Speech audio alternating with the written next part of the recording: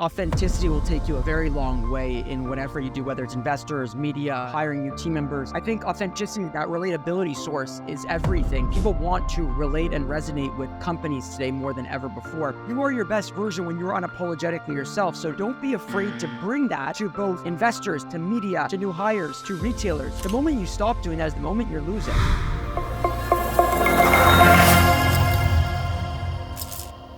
In this episode, I'm talking to Jake Karls, co-founder of Midday Squares, a company that's revolutionizing the chocolate industry. Midday Squares is aiming to become the new age Hershey's or Mars. We're going to talk about their number one marketing channel, which is content creation. They share all the behind-the-scene clips, including a clip of their founders' therapy sessions. Why do they believe in radical transparency so much, and how much are they paying in content creation per year? Number 2, digital ads, Facebook, Instagram, and Google. Does it work for a product like chocolate? And if so, does it actually produce a positive ROI? And number 3, we're going to try to figure out things like revenue figures, how much a company raised, and finally, how much is Jake actually paying himself as the co-founder of Midday Squares? And every single time he can't answer a question, we both have to take a shot of hot sauce. Wish me luck, Martians. Hope you enjoy this one. Hello, Martians. Welcome back to another episode of Marketing on Mars.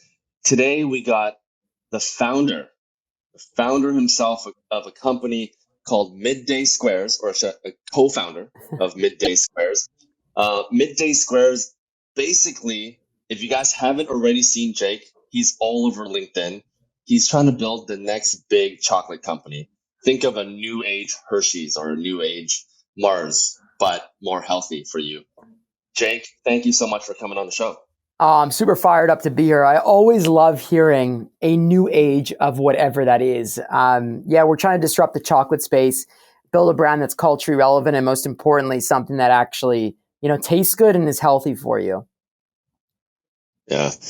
Where are you calling from today? Oh, Montreal, Canada, baby. It is hot as sin here today, and it is fire. We speak French here. On parle français ici. We speak French here. Let's go. I was so excited when you responded because I've been watching your LinkedIn stuff for quite some time now. You are basically a celebrity on LinkedIn. So really, really excited. We have some mutual friends that have come on the show. Aaron Spivak, shout out, Hush Blankets. He's going to be 3 episodes before you. So you guys are going to be very, very close.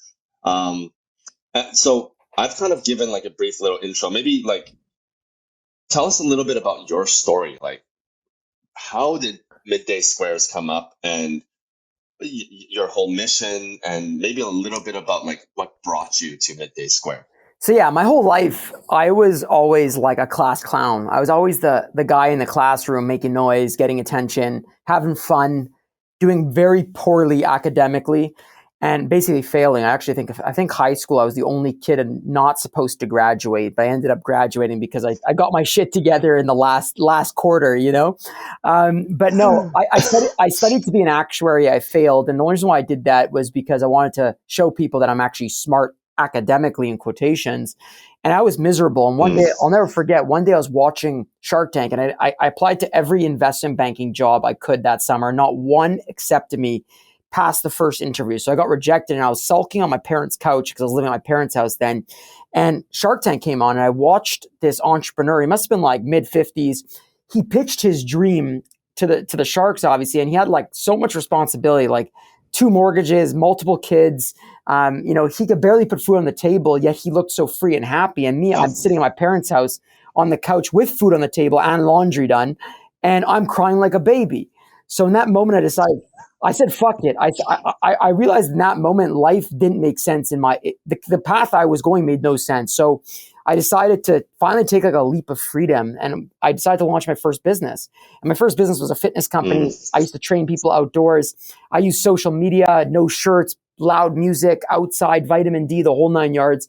Built a very good business doing that. What I mean by good business is successfully in terms of financially.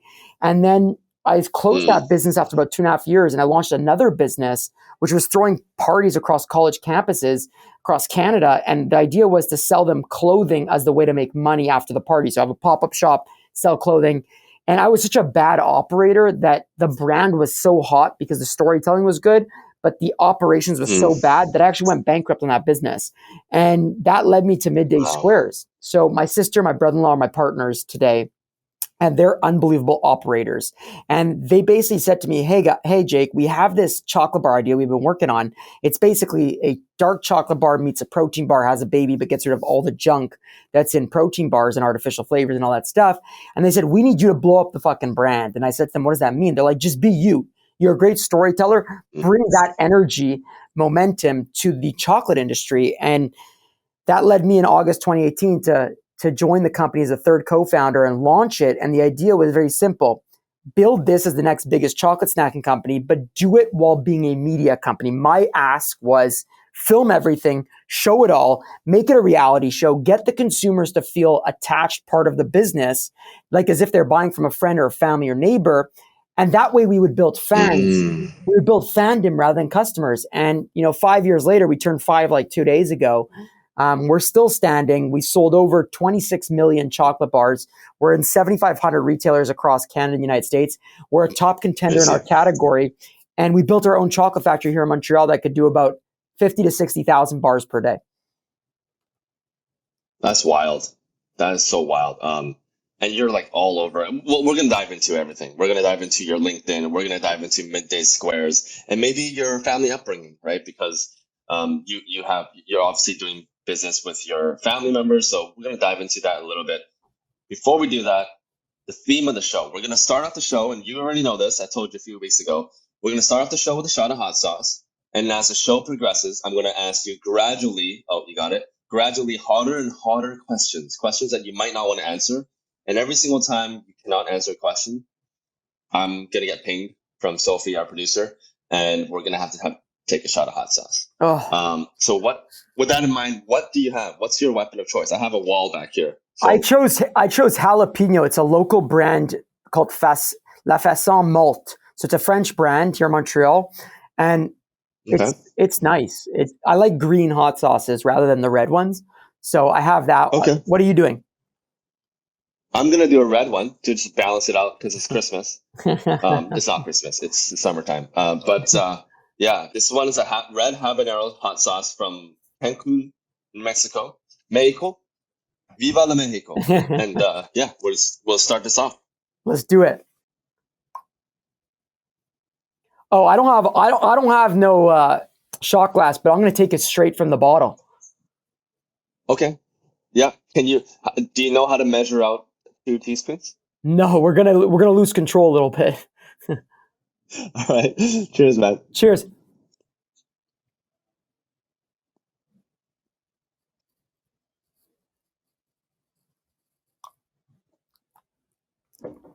Oh.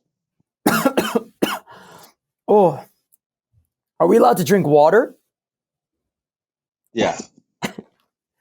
Yeah. In fact, I'm going to get some right now. But there's a nice taste to mine. Like it's burning, but it tastes really like there's a nice flavor profile. Ooh. It is. This is just burn. It just burns. Okay, you have just burn. I have at least a little bit of burn with like a nice zest of like a flavor. Yeah. Oh God. Hopefully you can answer all of the questions. So before we talk about anything marketing related, because this is a marketing show, let's give the audience a little taste of how big Midday Square is. I've seen some things online on revenue figures. You know what we're gonna get into. We're gonna get into the numbers a little bit, but like, did you guys raise any money? Yes. Let's start there. Yes, we've raised 17.5 million USD to date from venture and private investors across the United States. I think it's 70% United States investors, 30% Canadian. Unbelievable partners. We love them. And then we have about 4 million of debt from the government. Okay. So in total, about 20 something million raised. Do you know at what valuation that raise was at? The last evaluation we did, which was about a year and a bit ago, it was pre-money 35 million USD. Now post-money it was 45 million USD. Okay. Wow. And that was and that last raise was last year, A you year said? and a couple of months. Yeah. Year and a couple of months. So within 4 years, essentially, effectively, close to 4 years, you have built a $40 million empire, essentially, which is incredible. And who are some of the larger investors that were part of that? Boulder Food Group and City Capital, two unbelievable funds. Okay. Okay. What was your experience like working with them So as, the way as partners? we build out loud as a company. Like Midday Squares' strategy is share everything on social media, show the good, the bad, the ugly. So it's a radical, transparent social media marketing plan. And it's not about world events, it's about how we build the business. And what that does is it creates a very large curiosity from a large investment pool of people because they're like, wow, this company's unique. It's different. They're doing some funky stuff. They're whacked out, but I'm curious to know a little bit more about them. So when we speak to investors, we already know that they're interested in something that we're doing, right? They're already curious. They have some sort of mini taste of Midday Squares. So it actually allows us to choose our investor. So when push comes to shove and we need to raise the capital, we get to choose the ones that we actually have friendships with. And I think that that's been a huge win for Midday Squares is the radical transparency online has allowed us to choose amazing investors. So Boulder Food Grouping, our first investor, has been with us the whole time, and City Capital recently joined in as the majority investor, and they have become very close friends. But again, they saw us on social media, they tried our products, they loved them, they saw our business model, and it made sense. But we had a cheat code by building out loud, and I think a lot of brands need to figure that out because it's an easy way to make the process a lot easier and to have a selection of people or groups that actually care and want to be there, rather than cold Mhm. pitching people. Yeah. And just for the audience, Jake is someone that would enter a business meeting playing loud music and dancing and strutting and moonwalking down. Like it is radically different from what we're used to in the traditional business world, and it's so refreshing because you think about the founders of today's world. We are Gen Zs and millennials.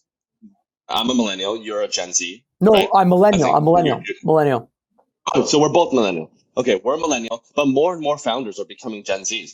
So this Gen Z millennial is very different from the old ways of business. We want to feel connected. We want authentic connections. We don't want that filtered stuff that majority of social media has been built upon for the last 10 years or so. Um, we want authentic connections. So I Well, love that part. I'd love to Yeah. add something. I think authenticity will take you a very long way in whatever you do, whether it's investors, media, hiring new team members, whatever it is. Hmm. I think authenticity, Hmm. that relatability source is everything. People want to relate and resonate with companies today more than ever before. And you brought up a funky Yeah. thing. My first investors pitch with Boulder Food Group, I'll never forget. We went down to Boulder. Sorry, this is the second one. We went down to Boulder. The first one was a phone call, but we went down to Boulder and I came in with a boombox and I fucking put on this crazy dance song and I said, everybody get up, and I fucking started smashing my head. They thought we were out of Yeah, our mind. I saw that one. Yeah. But guess what? They looked at us and they're like, these people are so passionate. They want to win so badly. They're so unapologetic that we believe in that. We want to invest in that. So I think, again, Yeah. you are your best version when you're unapologetically yourself. So don't be afraid to bring that to both investors, to media, to new hires, to retailers. The moment you stop doing that is the moment you're losing. Mm. How much of how much of this do you think is like did COVID play in this role where everyone suddenly worked from home and for like 2 years there, and so you really had to bring your true self to work. There was no other option, and so when COVID opened up, everyone was kind of like the line between work and professionalism and yourself kind of blurred. How much do you think COVID played an impact in that? For us, one thing about Midday Squares is the moment we started in August of 2018, my partners and I instilled a culture where everything was on camera. We were transparent about everything in terms of the business. And that Mm. cultivated a certain group of people or type of person that wanted to be in this environment. It's not for everyone. We've had a very high turnover here, and it's not something that I'm upset about or proud of, to be honest with you. It's more I'm neutral about because Mm. we protect the environment of where people that want to be here are here, that embrace this culture. And again, there's a lot of fun in this office, but there's a lot of fucking hard work too, and moments of absolute chaos and I'm sure. serious pressure. So again, it's how you build the Yeah. culture. COVID didn't affect us because we were still in office every day because we're a manufacturer and we're part of the food supply chain. But I think I think what you're saying is, yes, there's this blurred line now, and I think it's blurred forever. That's just my opinion. I could be totally wrong, but I don't know the difference, unfortunately. Yeah. Which I love. You're so unapologetically you. You don't give a rat's ass about No. who's listening. It could be Bill Gates. It could be Steve Jobs. Well, not Steve Jobs anymore, Yeah. but like Tim Cook or whatever. And then it doesn't even matter, right? Doesn't matter. You're just going to be yourself in front of anyone. Yeah, and that took time to learn though. Like that doesn't just snap out of a finger and be like, hey, you have to build the trust in your gut. You got to build that muscle that allows you to believe in yourself and say, hey, fuck it, I don't give a flying shit. Because if you care so much, you're going to change your behavior to fit in to society or impress that person or that group. But if you don't, care is not the word. If you don't worry about what others think about you or what will happen, I think then you have a chance at winning. But I think care in what you do is extremely important. Like caring about the effort that you put in, putting love and care into the product, to the customer experience, to the marketing. That is an extreme mandatory thing you must do. But I think you don't need to give a shit in terms of what others think of you, because that's when you start to change who you actually are. Love that. Man, we're going to talk about this. I want to know who taught you to live this way later on. But let's dive into the company a little bit more. Revenues, you kind of talked about it. You touched upon it a little bit for revenues. Where does your revenue sit as of this year or last year? Last year we did about 15.1 million. This year we're looking to do between 25 and 30 million. Amazing. And 5 years in. And what are your main talk to us about your marketing channels. Like, what are your actually, first, can you disclose your marketing budget, like a monthly or annual amount? So I don't even know. I don't even know the spend. So I got to take a shot. I have no idea, but it's definitely not a lot. Okay. Oh, you're going straight for it. Okay. I will. Oh, okay. I think I poured a little too much. Yours is you did a lot there, bro. I will leave some on here. Oh my God. I feel like I just did. I never did drugs in my life, but I feel like I just did drugs. And I swear to God, I've never done any drugs. We'll talk off camera, and we'll see what the real answer is. But, I swear, you could test my bloods, you know. Okay, so you don't know your marketing budget. Do you know like roughly a percentage of revenue that you're like? How much are you spending on marketing? Because I know so much of what you do is organic. It's a lot so here's why it's complex. Our team is built where we do paid advertising. We do influencers. We do Facebook, Instagram ads, some Google stuff. But most of the budget is actually going towards our internal team to create the content. To actually, it's like a media team based on just videographers and editors. So they produce content that organically goes out on TikTok, Instagram, LinkedIn, and we're getting an immense amount of views through that. So that's driving a tremendous amount of sales.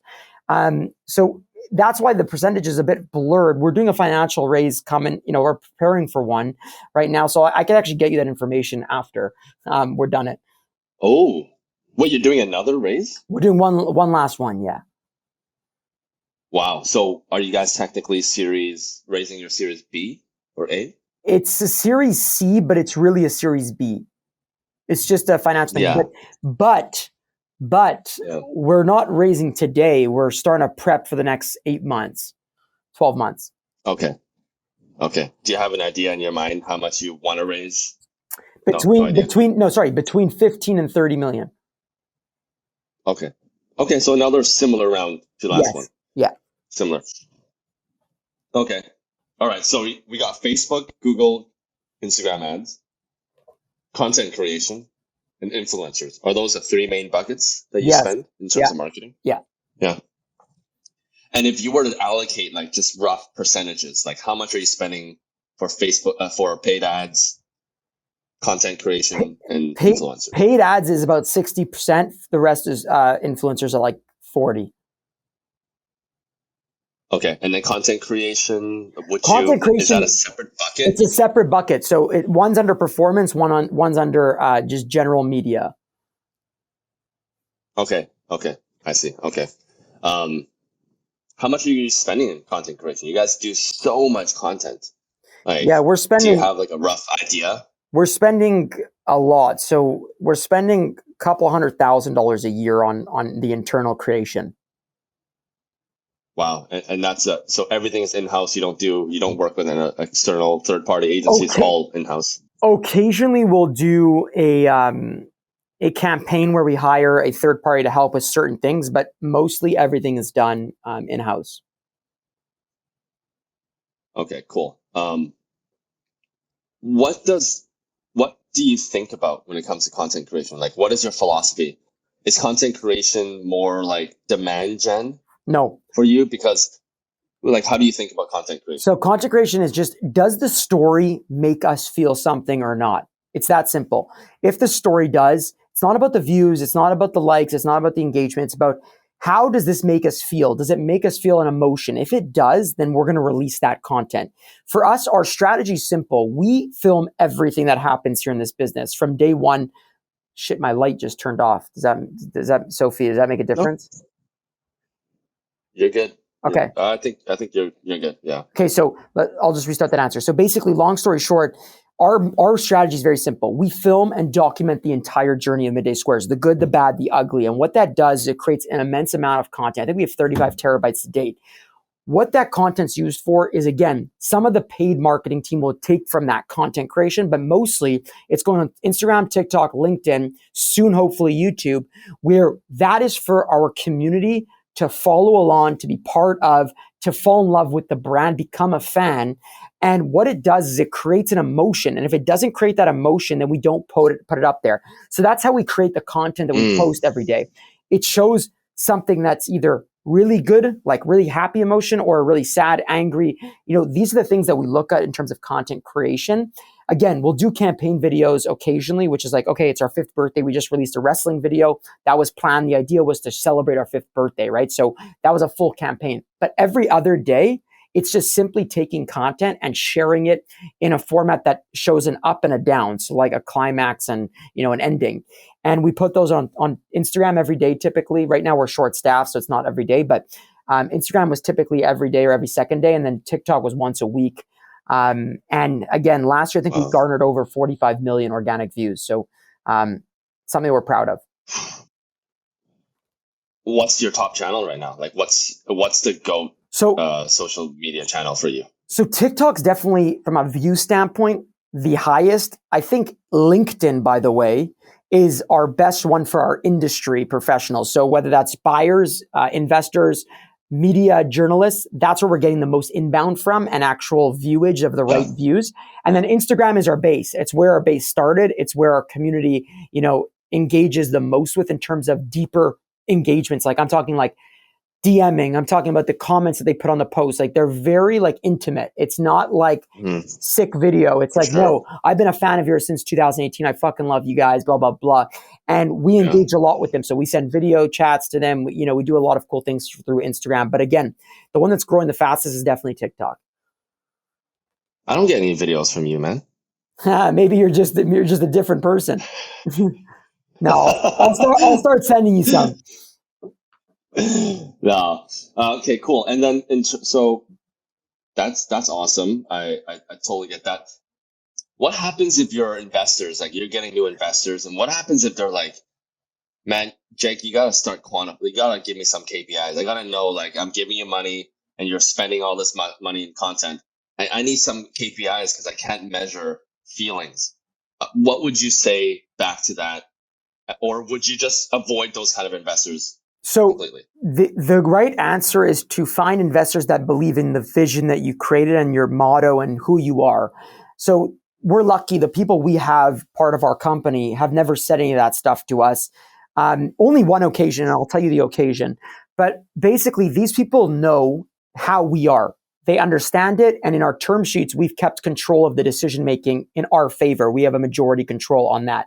So any decision-making is really up to my partners and I. That being said, we listen to our investors. They're our partners and we're collaborative with them, but they believe in the content piece that Midday Squares has. They believe that's a very unique part of unique part of our For business sure. and a unique part in the industry, right? It's different. It sets us apart, not just from product market fit, but from an emotional connection standpoint. However, in our year 2 of the business, one of our early investors, I'm not going to say their name because, listen, I love them and they're still an investor and they're great. They said to us, we posted a video of a therapy session showing how my partners were going through a very rough time in life. They're married, my brother-in-law and sister, and they almost got divorced. And they showed that process of how they came back from it. It was called 14 Days Later, No Divorce. And we showed the therapy session and the comeback. And one of our investors reached out and said, hey, that video has nothing to do with selling chocolate. It's a bit uncomfortable and cringe. Do you mind taking that down?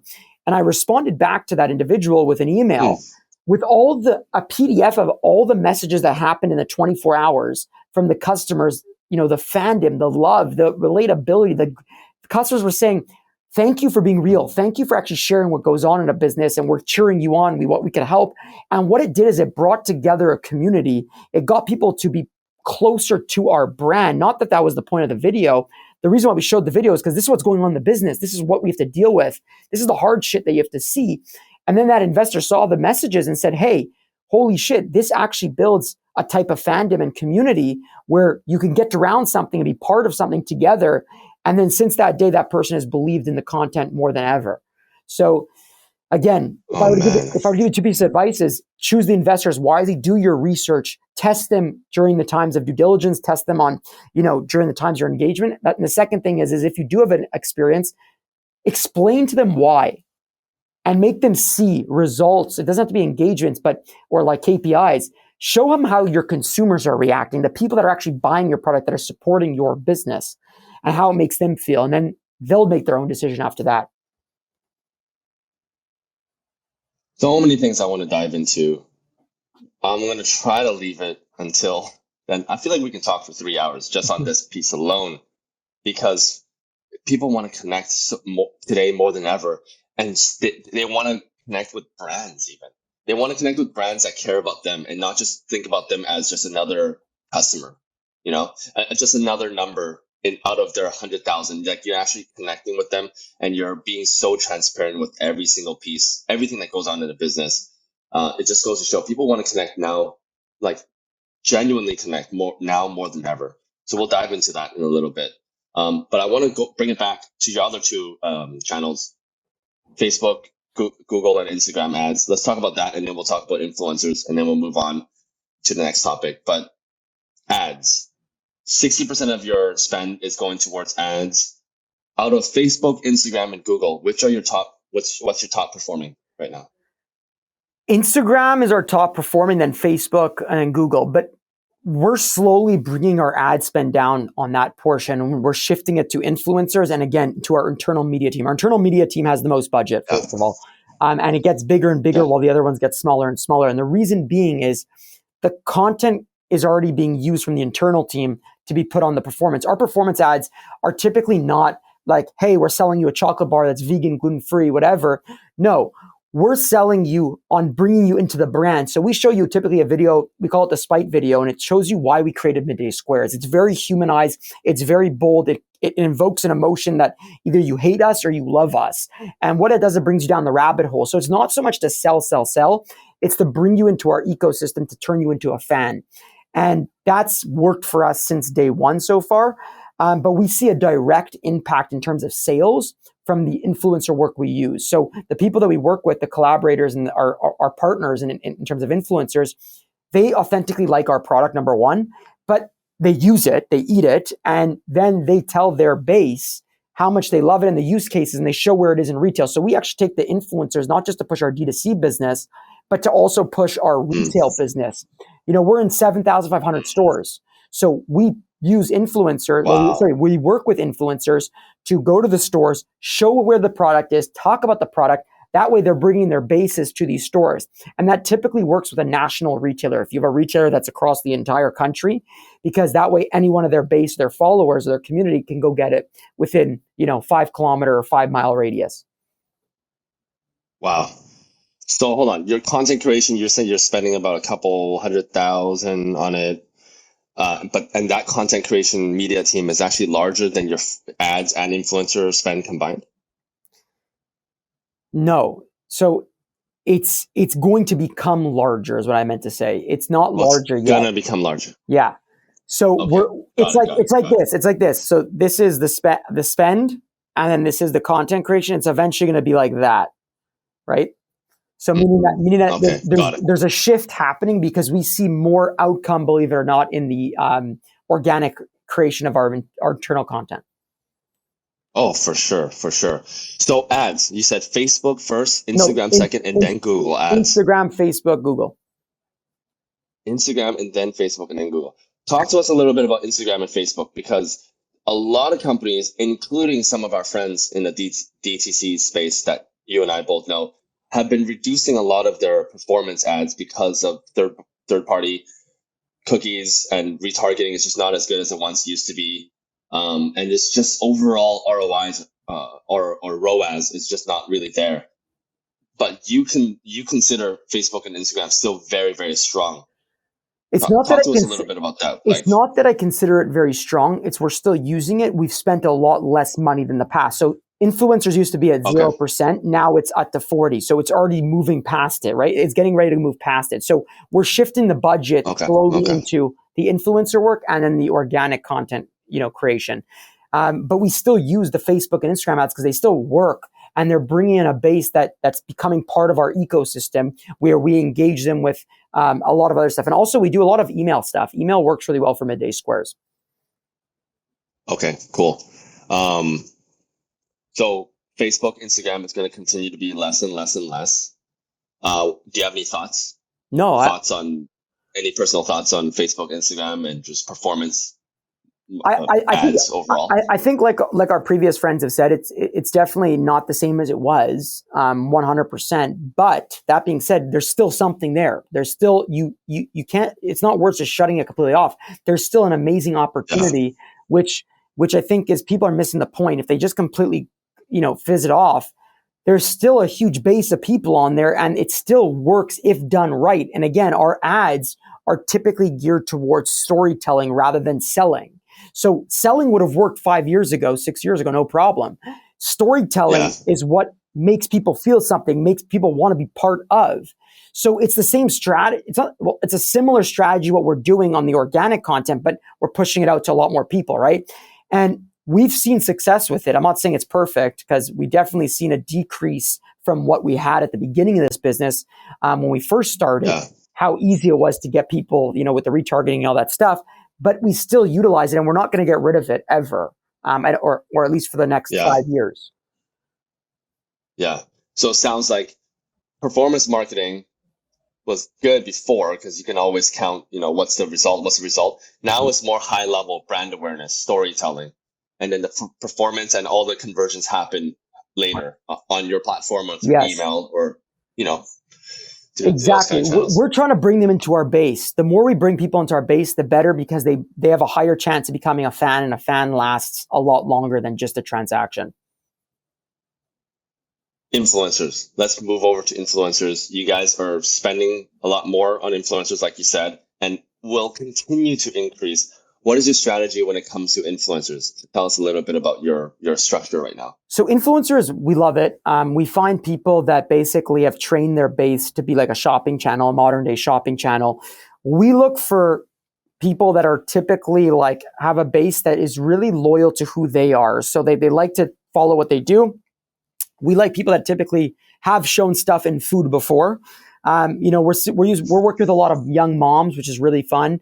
They have a great base that loves dark chocolate and wants something for their midday snack. So we're the perfect fit. But I think the secret to our success with influencers is having them authentically like the product and brand beforehand. And this is where internal organic content creation is powerful, because if you have a cool brand, something that's fun, different, influencers want not just to work and partner with from a transaction standpoint, they actually want to be part of and help out more, right? So we've seen a huge success with that. And then also having product market fit. You can't just sell a shit product and, pay people to push it out. That's not a thing that much anymore. It used to work like a decade ago. We focus literally on making sure that our influencer eats it and likes our product because they thoroughly enjoy it. That way it's authentically coming out as not just an ad, but it's like, hey, I fucking love this product. Here's why. Here's what I use it for. And hey, let's go to Target today, or let's go to Whole Foods or Sprouts, and let's go show you where the product is. I heard it's on sale. And then they'll show their process. And what it does is it's just infiltrating their base to slowly fall in love with Midday Squares. And again, slowly get their base to slowly transition into our base so we could share those bases. What's a good rate? Like, I know influencer marketing has changed quite a bit. Before you would just pay an influencer, $3,000-$5,000 for a single post kind of thing. But now it seems like more and more brands want to work with influencers and grow together and kind of more like win from the upside of the growth. How do you typically like to set up your influencer arrangements? So my brother-in-law is dealing with, he's head of our performance. So he works with them based on not just a short term, it's a longer term play. So it's usually 3 to 5 months, whatever it is. And again, it's a build up. So it doesn't just happen where it's like, hey, here's our discount code, swipe up. No, we have them, slowly show the product in their stories naturally. And then they talk about, oh, hey, I love this. This is a new snack I've been eating lately for so long. I love it, blah, blah, blah. And then they either go to a retailer and show where the product is in store, or they have their code, which we give, so we can give them some extra dollars on top of the retainer we're paying them, because that way they'll push it more, or they'll just push retail, right? So the discount code works too, but the idea is that they build up momentum slowly through showing the product over, not a day, 2 days, 3 days a week. It's like multiple weeks, so that the consumer's already familiar and seeing the product, and they're like, oh yeah, I already saw that. It makes sense. And then they talk about why they love it. Again, that's the playbook we're playing. We work with some groups that help us find these influencers. Sometimes a lot of them just reach out to us. We get a lot of inbound because, again, our content's fun, it's different, it's cool, it's interesting. We'll find that the base, people that like our brand and are willing to work really strongly with our brand, reach out to us and be like, hey, I want to partner with you guys. And then again, it becomes a partnership. It's not a transaction. It's, hey, how do we work together, build this momentum together, and work long-term? Some of our influencers we've worked with for 2 years, 3 years already. And honestly, that kind of content, I'm looking at it from the influencer's audience perspective. That helps to make the influencer's content more authentic, and it makes it seem like their audience is not just like a leads list to sell to. Like, it's actually that keeps their relationship. It keeps your relationship with the influencer strong. So everybody wins in the ecosystem long term. And I like what you said about finding people that actually enjoy your products and don't just do it just for the paycheck, right? Yeah, finding people. We're all trying to build community here. The people that care are all trying to build community. So find those people, and those are the people that you want to work with. Yeah, absolutely. So switching gears a little bit here. We talked a little bit about ads. What is what is your current cost per acquisition, or CPA, right now? Because I know that's like a touchy subject. I for a don't lot even of know D2C. I don't even know the answer from it, so we're gonna have to take a shot. I actually don't even know, because it's a blended. Because we do it with a retail, we blend them with the retail customer and the D2C customer. So, but the blended. I don't even know the blended. My partner, I'd have to get my partner. I don't deal with that side, so I have to take a shot, unfortunately, for that. You ready? All right, I got 3, it. 2, 1. Cheers. One.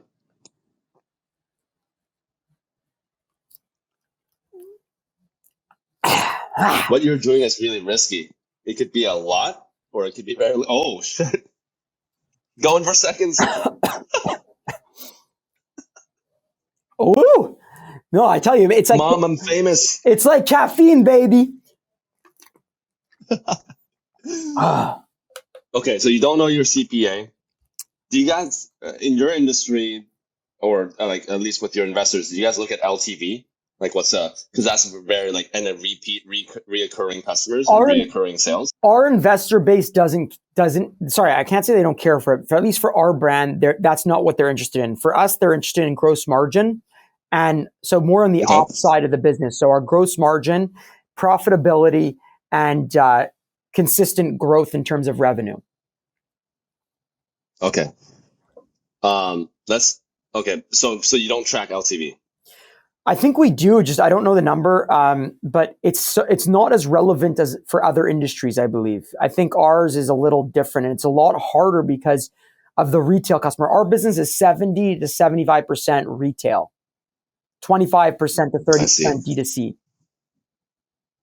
What's your gross margin right now? Our gross margin right now is about a 51%. Oh wow, you can share that. Is it? I'm guessing it's a little bit lower when it comes to like selling to businesses versus retail. Believe it or not, because we're a refrigerated item, no, it's harder to ship our product out to Oh, D2C. Yeah. So we do well with our retail game. That's like a really place where we're actually, we have a great model so far going. And again, we're still not at the scale that we want to get to in terms of our gross margin. We believe we still have a long way to go. So we're at a very good place. We started at negative 18. We're at 51 now gross margin after trade spend not including outbound freight, but that's a great zone. And the industry average is way less than that. So the reason why ours is higher is because we own our manufacturing component. A lot of the companies in food and beverage third party their manufacturing. So they send it off to somebody else to do and they pay yeah, a fee. And that's why their margin is typically lower, but they're able to scale a lot quicker and more efficiently than us. We can't go grow to $100 million right now because our manufacturing would kind of have a bit of an issue. We're slowly going into exactly. it. Yeah. Where's your manufacturing plant right now? In Montreal. Oh, let's go. Let's go, Represent baby. Canada. Go Habs, go. Woo!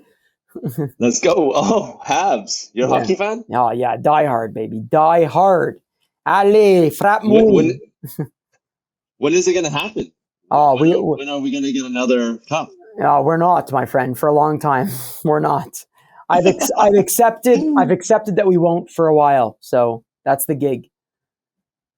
Maybe it's time to move to another city, maybe Vegas. Yeah, no, I like New York. Maybe in New York. New York, we would do well business wise, and I think they have a good team too.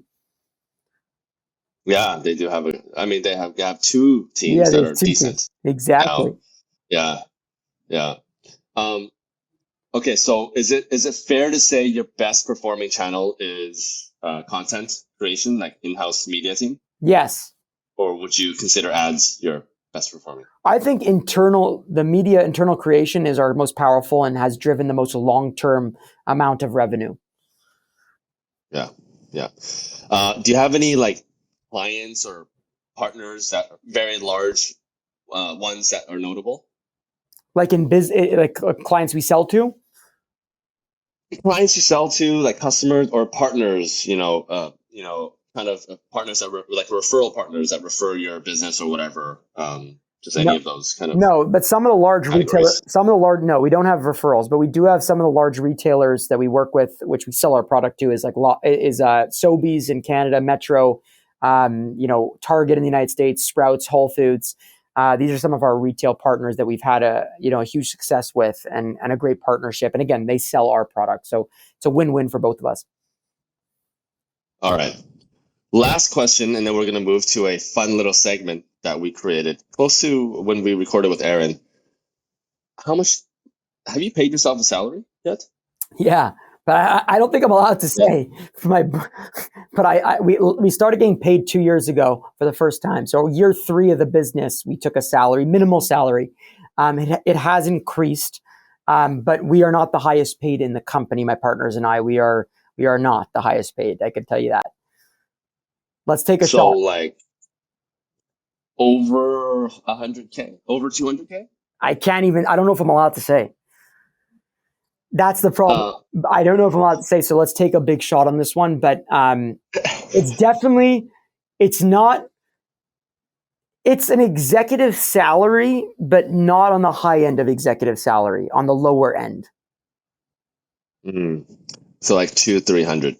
No, No, no, no, not yet, not yet, not yet. I can tell you not yet, but we'd rather equity, by the way. So we take our bonus typically in equity, and Yeah. then again, for us, it's a long game. It's not a short game. So I think we're okay to pay rent and have food and hot sauce, as you could see, but no need to drain the capital of the company. So enough money, enough salary to afford hot sauce. Good Yes, answer. let's take a big one. Cheers, my friend.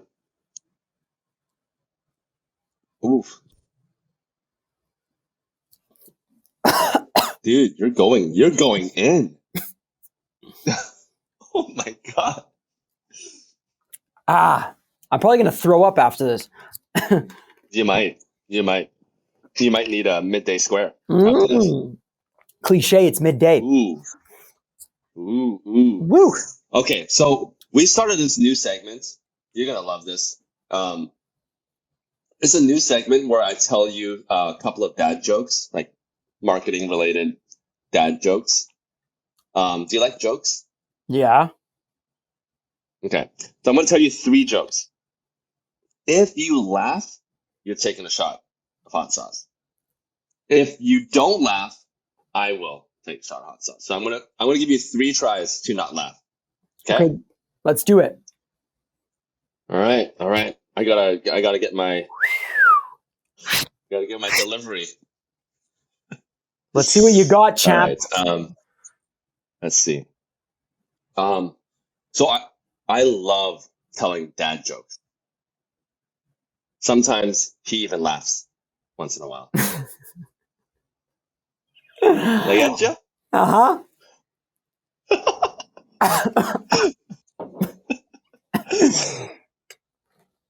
Oh, All right. my stomach's actually hurting from this shit. Oh, really? Yeah. Okay. What state is known for its small drinks? Minnesota. That's you. Damn it. That's you. That's you. That was me. That is a good joke. That is good though. Minnesota. I like that. Minnesota. All right. We got one last one. Cheers. Oh, We might break the record this episode for shots taken. How many have we taken? 4? bro, at least 4. At least. My Okay. stomach's killing. Last one. Okay. What are the strongest days of the week? The strongest days of the week. Saturday and Sunday. All the other days are weekdays. Weekdays. That's good. Oh, that's good. I like that. I like that. Cheers to that. I'm gonna start using that one. I'm gonna start using that. Cheers, brother. Okay, take it light. I can't believe. I love how you're just going straight for it. You might actually puke after this. My stomach's Let's killing. drink some water.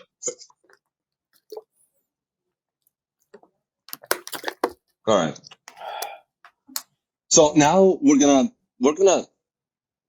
eliminate all the silliness. The listeners making it all the way through. We're 46 minutes in.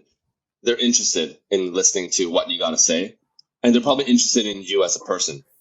So I want to try to understand you as a person a little bit more. So maybe let's start all the way back. Like, tell us what life was like growing up. Like, what was your household like? Like, give us the backstory. Like, what would little Jake see, and like what was your day like, and who raised you to become who you are today? So I grew up. I grew up. I have two other siblings, or 3. My brother, my sister, and I. We're all entrepreneurs today. My father is an entrepreneur. Different style than me, to be honest with you. He's way different. But and my mom is just a huge believer in her kids, and as is my dad, but different way. And we grew up. Sports was in the household, so we always played sports. School was important. Me and my brother graduated. My sister didn't. It wasn't so much that we had to go to school; it was more that we had to work. We grew up the idea that it's very hard to make a dollar, and if you want to make a Mm, dollar, hard work gives you a great chance at doing that. So we always had to figure out how to get away. So we couldn't just do nothing.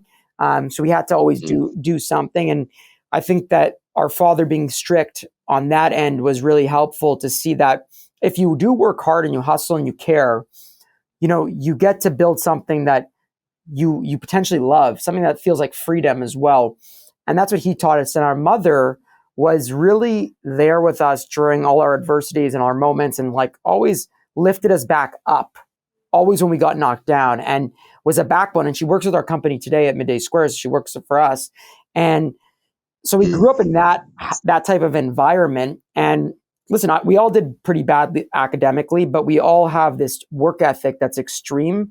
We don't know how to balance work and personal life. Let's call it. There's a really big blurred line for all three of my so me and my two siblings. My sister is my business partner. My Mhm. brother is in a different business that he started, and Okay. we all have an immense amount of grit. I think the grit came from watching ups Your and dad. downs in our family throughout life. Mm. So, like, do you think what was the one thing, the one thing that you learned from your dad, and what was the one thing that you learned from your mom? My dad, hard work. Hard work is everything. And then for my mom, compassion and being kind. And when you put those Yeah. together, it's a great formula for success. Hustle, believe in what you do, but also be kind when you're doing it.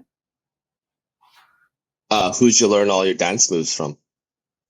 My dad's moves are terrible. He literally looks like he came off Cirque du Soleil as a triple backup dancer. My mother she's not coordinated properly. So I think when you put their two genes together that they made, I think that I got these like, wow, I don't think I'm that good of a dancer. All I know is I give it my all, and people respect that you give it your all. I do like basic moves like the YMCA, like fucking Hey Baby, Jump on It, Cotton Eye Joe. Like, so I do I learned them on YouTube, and then I just try to perform, and everyone knows those moves. So it's fun. Wow, that's amazing. Um, so you said that your dad was an entrepreneur. Like, what did he? He's What was his business? he hasn't retired. He's a distributor for clothing, and Oh, so he understands manufacturing, but he also understands distribution at a very high level. But it's not a brand. It's no brand. It's just a volume business. did it help? Did it help at all with as you were building and growing Midday Square? Did his No, advice or his so connections help you guys out at not all? not connections. There was no connections or capital given to us. What was given to us though is during moments of crisis and really had big adversities throughout our business, he knew how to calm us down because he's been through a lot of those. So having that, Mm, as a person that's close to you really helps, in my opinion. It really helps, just it eases it off because someone that's blood related and you're close with that you love has been through something similar, right? So it kind of creates that relatability and trust that's pretty deep. But again, he's very hard. He's very strict. My father is a man that works. Again, didn't build. It's not a brand. It's a volume deal business at a very low cost, and we're building a yeah. premium brand. So it's a very opposite Mm, business where we invest in content. They don't care about content, But again, having him in my life, and he's still working, right? He works still like a dog. I think he's overseas now in Philippines, China, working. wow. Yeah, he's like 66, 65 years old, so he's hustling still. Like this guy hustles, and Wow. but I think that seeing that hustle was really powerful. Seeing that there's no ceiling in life if you work hard and you build something special. But what he did assure us is it ain't going to be easy. Wow. And you said your mom also works for the business. What does she do? She actually has a very important role in Midday Square. She's a very special person in our business. She writes every handwritten note to our customer that goes in our first orders at D2C. So she's written over 700,000 Polaroid picture handwritten Whoa. notes. Yeah. So she's critical for our company, Whoa. and she does it out of love. We offered to pay her. We actually gave her shares now because she deserves them, but we offered to pay. She wouldn't take money. She just wanted to do it as You gave You gave her midday shares. Yeah, midday shares, midway through the company. Cool. Last question before we wrap up. I know we're running up on time. By the way, this was a fantastic conversation. We got to do round two at some Yeah, point. 100%. They always say don't do business with family because it messes things up, and then you you you always want to be logical in business, but sometimes with family you can't. You're more emotional. They always say business first and then become friends and family after is good, but never start a business with someone in your family. But your experience has been different. Talk to us about that. So I 100% agree with you. Do not just go into business with somebody because they're comfortable, because of your friend, because you're a family member. We joined forces as partners. We are family, but that wasn't the reason why we joined forces. The three of us have very different skill sets, and bringing them together creates a very strong tripod. And for us, since day one, the agreement was that we would go see a therapist in good or bad times together, the three of us, to have hard conversations, to work on each other, to stay aligned, to protect our family relationship, but also protect our business partnership. And we've done it the last 5 years, every week. And we show up, and that showing up has saved our partnership, has saved our friendship. And I would say to anybody doing that, protect that relationship. Make sure you have a professional to help you guide through that difficult, high pressure, environment that you're going to go through, a partnership you're going to go through. And again, there's moments that are absolute chaos and horrible moments, but we work together and we have a tool. We invest in this tool of therapy to get us through these moments. And again, there's no better celebration you do with family that you love, but there's also no better thing to do when you're going through complete adversity with people that, you trust and care about. But again, don't just choose them because they're comfortable. Choose them because you're your best partner. That's it. Yeah, I love that. Man, we can talk for hours and hours. But we are up on time. For the people that are listening right now, they want to listen, they want to follow along. Obviously, you're all over social. What would be like your top one or two social media channels that you would want the listeners today to where can they find you? Number one, follow Midday Squares on TikTok and Instagram. It's entertaining. It's a reality show on entrepreneurship. Number two, follow me or add me on LinkedIn, Jake Karls. Happy to engage. Reach out to me. Let's DM. Let's have fun. And that's the two things that I'd love to have you guys. And I appreciate everyone listening. I appreciate you, brother. I had a lot of hot sauce that was tasty. And dude, my stomach. Yeah, I'm gonna go take a dump after this. I'm gonna go take a dump after this. But I do a midday dump. But I appreciate you, and thanks, man. Thanks for having me.